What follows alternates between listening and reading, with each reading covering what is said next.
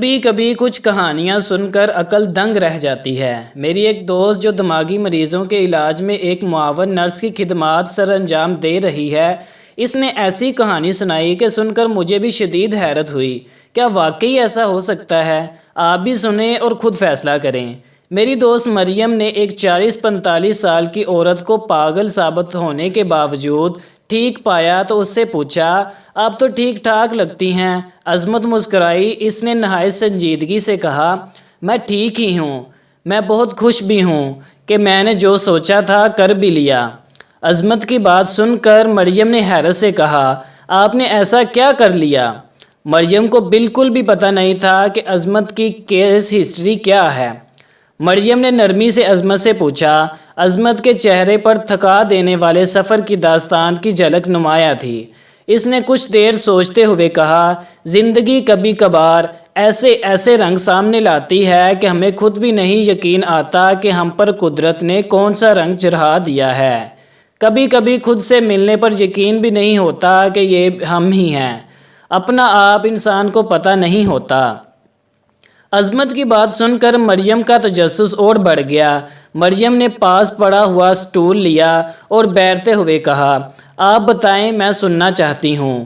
آخر آپ جیسی سمجھدار عورت یہاں کیوں ہے؟ وہ پاگل کیوں کہلوا رہی ہے؟ عظمت نے کچھ دیر سر جھکایا اور بولی، انسان مکمل طور پر کبھی سمجھدار نہیں ہو سکتا۔ ہم کبھی اپنی خواہش کے تحت عقل کو جانے دیتے ہیں تو کبھی مجبوری کے تحت۔ زندگی اپنے طور پر ہم سے بہت کچھ کروا لیتی ہے۔ ہم انسان بہت عجیب ہوتے ہیں، جب کرنے پر آتے ہیں تو پہاڑوں کو کاٹ لیتے ہیں اور نہیں کرنے کا جذبہ ہمیں بستر سے ہلنے نہیں دیتا۔ میں ایک پروفیسر رہی ہوں، ایم اے انگلش کیا تھا میں نے۔ عظمت نے آہ بھرتے ہوئے کہا، میں نے طرح طرح کی کتابیں پڑھی۔ کتابیں پڑھنا میری عادت بن چکی تھی۔ شادی کے بعد 7 سال تک میری اولاد نہیں ہوئی۔ میرے پاس بہت وقت ہوتا، میں ہر طرح کی کتابیں پڑھتی۔ پھر رب نے مجھے پر اپنا کرم کیا اور مجھے اولاد کی نعمت سے نوازا۔ میرا ارمان میرا بیٹا، وہ میرا سب کچھ تھا۔ میری زندگی بدل چکی تھی۔ اب تو میری ہر سوچ کا محور میرا ارمان ہی تھا۔ 1 سال بعد ہی میرے شوہر کی ایک ایکسیڈنٹ میں وفات کے بعد مجھے قصبے میں رہنا اچھا نہیں لگ رہا تھا۔ یہ گاؤں تو نہ تھا مگر گاؤں جیسا ہی علاقہ تھا۔ میں چاہتی تھی کہ اپنے بیٹے کو بہت اچھی تعلیم دوں، وہ بہت بڑا بنے۔ ماں دنیا کی وہ ہستی ہے جو اپنے آپ کو جلا کر اپنے بچوں کو حرارت پہنچانے سے بھی گریز نہیں کرتی۔ ممتا کا جذبہ جس دن اس کائنات سے ختم ہو گیا، اس دن پہ یہ دنیا ختم ہو جائے گی۔ میرا یہ گھر چھوڑنے کی وجہ میری ممتا ہی تھی۔ ہمارے گھر سے کچھ دور ہی چودھریوں کے بڑے بڑے گھر تھے۔ یہ لوگ دولت کی وجہ سے مغرور تھے۔ شراب پینا ان کا معمول تھا۔ علاقے کے بہت لوگ ان کے لیے کام کرتے تھے۔ میں شادی کے بعد ہی یہاں آئی۔ وقار کسی دوسرے علاقے میں جانے کو تیار نہ تھے۔ میں نے علامہ اقبال اوپن یونیورسٹی سے انگلش میں ایم اے کیا۔ میرے شوہر مجھے ہر وہ کتاب لا دیتے جس کے میں پڑھنے کی خواہش کرتی۔ ان کی موت کے بعد میں نے گھر بند کیا اور اپنے ماموں کے کہنے پر ان کے گھر آ کر رہنے لگی۔ مجھے گوجر خان آ کر اچھا لگ رہا تھا۔ یہاں ہی ایک پرائیویٹ کالج میں میں نے نوکری کر لی تھی۔ مجھے ماموں کے گھر میں جو بات سب سے بری لگتی تھی وہ تھی کہ 2 کتے جنہیں سنبھالنے کے لیے انہوں نے ملازم رکھے تھے۔ ماموں ہی کے مشورے سے میں نے ایک چھوٹا سا گھر، اپنی زمینیں اور زیور بیچ کر لیا تھا۔ ارمان کو بھی کتے بہت پسند تھے، بس یہی ایک خواہش اس کی میں نے پوری نہ کی، ورنہ جو اس کے منہ سے نکلتا میں پورا کرتی تھی۔ ارمان کو چھٹیوں میں کبھی کبھی میں دوبارہ اس پرانے گھر لے جاتی۔ کچھ دن یہاں رہ کر وہ اپنے ابو کی قبر پر فاتحہ پڑھتا اور سارے رشتہ داروں سے ملتا۔ وہاں اس کے کزن اس سے بہت پیار کرتے۔ وہ بہت خوشی سے یہاں آ کر رہتا تھا۔ گرمیوں کی چھٹیاں تھیں۔ مجھے میرے دیور نے آ کر اپنی بیٹی کی شادی کی دعوت دی۔ ہم دونوں شادی کے لیے واپس اپنے گھر آ گئے۔ ارمان بہت خوش تھا۔ وہ اکثر اپنے نوجوان دوستوں کے ساتھ باہر ہی رہتا۔ شادی کے دن گزرے ہی تھے کہ میرا 18 سال کا بیٹا غائب ہو گیا۔ کچھ سمجھ نہیں آتا تھا، اسے زمین کھا گئی کہ آسمان نکل گیا۔ میں نے پولیس کے رپورٹ بھی کی، سب کر کے دیکھ لیا۔ 8 دن بعد ارمان کی لاش ملی جو بری طرح سے تشدد کیا گیا تھا۔ اس کے ہاتھ کی انگلیوں تک کو توڑا گیا تھا۔ اس کا چہرہ زخموں سے بڑا تھا۔ اسے دیکھ کر میرے دل میں فقط یہی بات آ رہی تھی، یا رب یہ دن دکھانے سے پہلے مجھے اٹھا لیتے۔ عظمت کی آواز بڑھ گئی، وہ خاموش ہو گئی۔ مریم کو لگا کہ کہانی ختم ہو گئی۔ مریم کی آنکھوں میں آنسو تھے اور وہ وہاں سے چل دی۔ دوسرے دن عظمت نے اسے بلایا اور اس کا ہاتھ پکڑ کر کہا، تم نے میری کہانی سننا چاہی اور آدھی ادھوری کہانی سن کر چلتی بنی، کیوں؟ مریم نے حیرت سے کہا، کیا ابھی کہانی رہ گئی ہے؟ سب تو ختم ہو گیا۔ عظمت نے دھیرے سے کہا، کبھی کبھی جب ہم سمجھتے ہیں سب ختم ہو گیا، وہیں سے شروعات ہوتی ہے۔ مجھے بھی لگا سب ختم ہو گیا، مگر مجھے یہ جاننا تھا کہ اتنے تھوڑے سے دنوں میں ایسا کون سا دشمن پیدا ہو گیا تھا ارمان کا۔ ارمان کی تدفین کے بعد مجھے پتہ چلا کہ چودھری مختار الحق کی بیٹی مدیحہ اور ارمان میں دوستی ہو گئی تھی۔ وہ فیس بک فرینڈ بھی تھے۔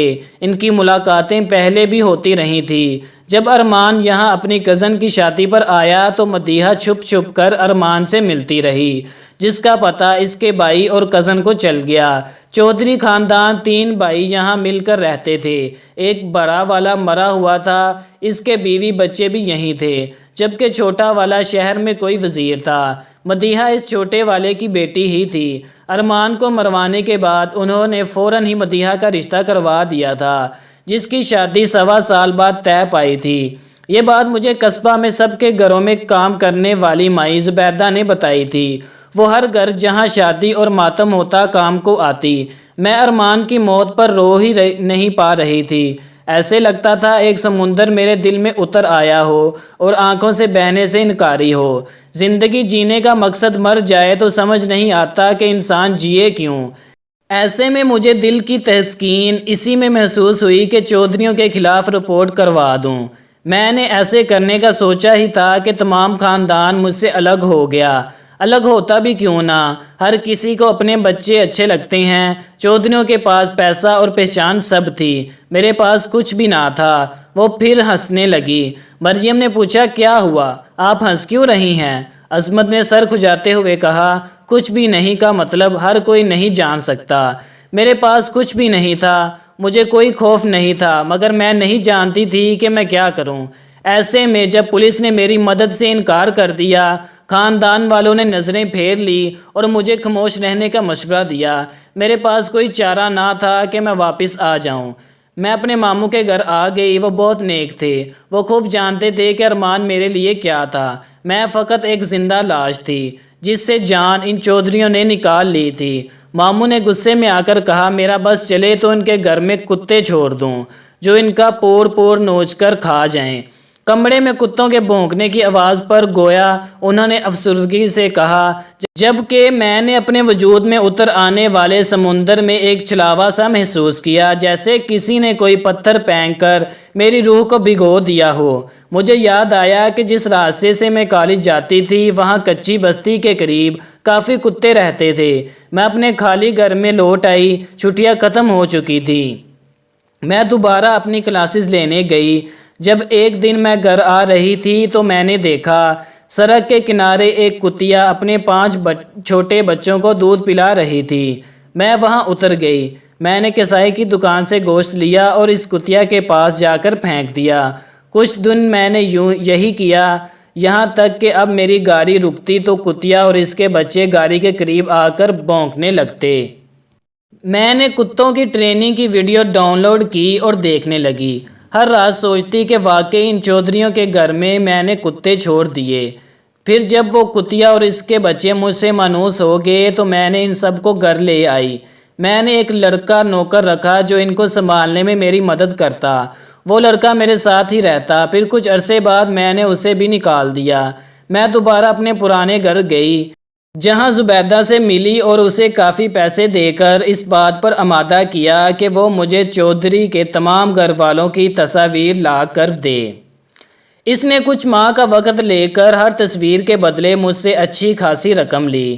اس کا خیال تھا کہ میں ان پر جادو کروانے کا سوچ رہی ہوں۔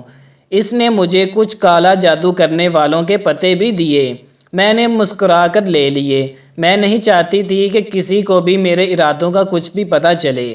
میں نے اپنا یہاں قصبہ کا مکان بیچنے کا ارادہ ظاہر کیا جو میرے دیور نے ایک اچھی خاصی رقم دے کر مجھ سے خرید لیا۔ میں نے 2 سال بعد مکان خالی کرنے کے معاہدے پر پیسے لے لیے، وہ بھی خوش تھا۔ اب میں نے اپنے کتوں کی تربیت یکسوئی سے شروع کی۔ میں نے کالج کی نوکری چھوڑ دی، مجھے شہر والا مکان بھی بیچنا پڑا۔ میں نے ایک سنسان جگہ مکان کرائے پر لے لیا۔ میں سارا دن روئی سے بنے پتلے بناتی، باہر سے گوشت لاتی اور ان پتلوں پر چودھری کے گھر والوں کی تصاویر اس طرح سے چہرے کی جگہ چپکاتی کہ میرے کتے انہیں اچھے سے پہچان لیں۔ ان پتلوں کو چیرنے کے حکم صادر کرتی۔ چھوٹے چھوٹے کتے کے بچے بڑے ہو چکے تھے، وہ ان پتلوں کو ریزہ ریزہ کر دیتے تو انہیں ان کی پسندیدہ خوراک ملتی۔ میں ایک بڑے بیگ میں انہیں ڈال کر ایک جگہ سے دوسری جگہ بھی لے جاتی۔ انہیں خاموشی سے ایک جگہ سے دوسری جگہ جانے کا طریقہ سکھانا ہی سب سے مشکل محسوس ہوا، مگر وقت اور محنت سے میں نے وہ کر لیا جو میں کرنا چاہتی تھی۔ مجھے اس کام میں 5 سال لگ گئے، یہاں تک کہ میں نے بڑا سا بیگ اپنی گاڑی میں رکھا۔ کتے جو اپنا نام جانتے تھے، موتی، ٹائیگر، پپی، سونو، چودھری اور لاڈو۔ ان کی ماں بیمار ہو کر مر گئی تھی۔ بہت ہی وفادار کتے تھے میرے، ایک ایک کر کے بیگ میں خاموشی سے آ کر بیٹھتے گئے۔